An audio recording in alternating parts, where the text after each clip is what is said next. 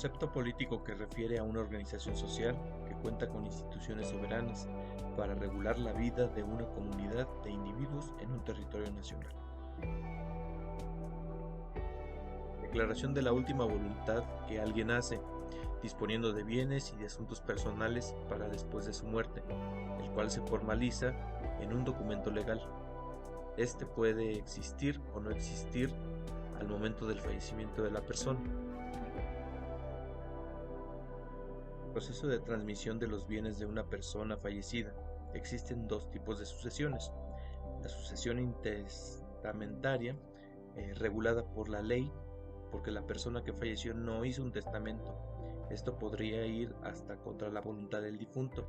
Y la sucesión testamentaria, la cual reconoce los deseos de la persona fallecida, porque los describe en un testamento, a lo cual se denomina herencia, o bien puede incluir solo bienes, derechos y obligaciones específicos a los cuales se les denomina legado.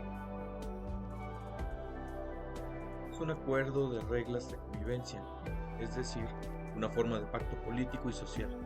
Se llama así porque integra, establece, organiza y constituye las normas que rigen a la sociedad de un país. En nuestro país se le conoce como la Carta Magna. Se refiere a los derechos y deberes que el gobierno federal define para hacer posible el disfrute de la libertad, sin alterar el orden y la paz social.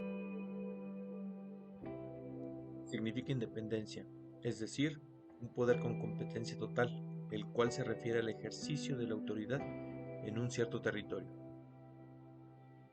Es una relación jurídica en la cual una persona, a la que se denominará acreedor, puede exigir a otra, llamada deudor, la satisfacción de una prestación que puede consistir en dar, en hacer o en hacer algo, la cual está garantizada con un activo patrimonial.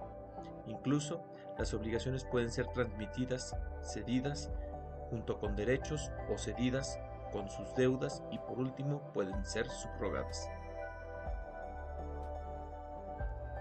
El contrato requiere de ciertos elementos para tener validez, o son la capacidad legal de las partes, es decir, que las partes son aptas para ser sujetos de derechos y obligaciones, por lo cual se tiene en cuenta la capacidad de goce y ejercicio que son atributos de la persona jurídica, la ausencia de vicios, es decir, que la voluntad se expresa libremente sin coacción y de forma consciente. Licitud en el objeto del contrato significa que no se contradice a las leyes del orden público ni a las buenas costumbres. Y la forma se refiere a la manifestación legal del consentimiento, según las maneras establecidas o requeridas por la ley. Se extinguen cuando suceden casos fortuitos o de fuerza mayor, las cuales no son atribuibles al deudor. Esto sucede cuando existen situaciones imprevistas.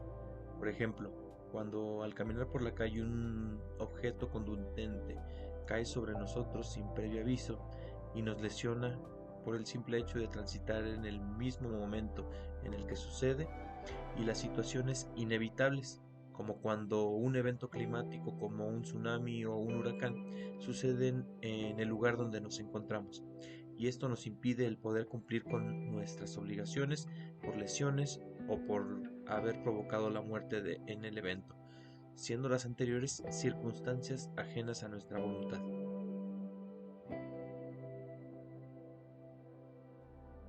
Se evita que, al transferir la propiedad, esta transacción sea desconocida por alguna de las partes, ya sea comprador y o vendedor, lo cual evitará que perdamos el dominio de la propiedad una vez que se obtenga la firma de las partes, además de darle seguridad a que el patrimonio estará registrado en un contrato notariado generalmente.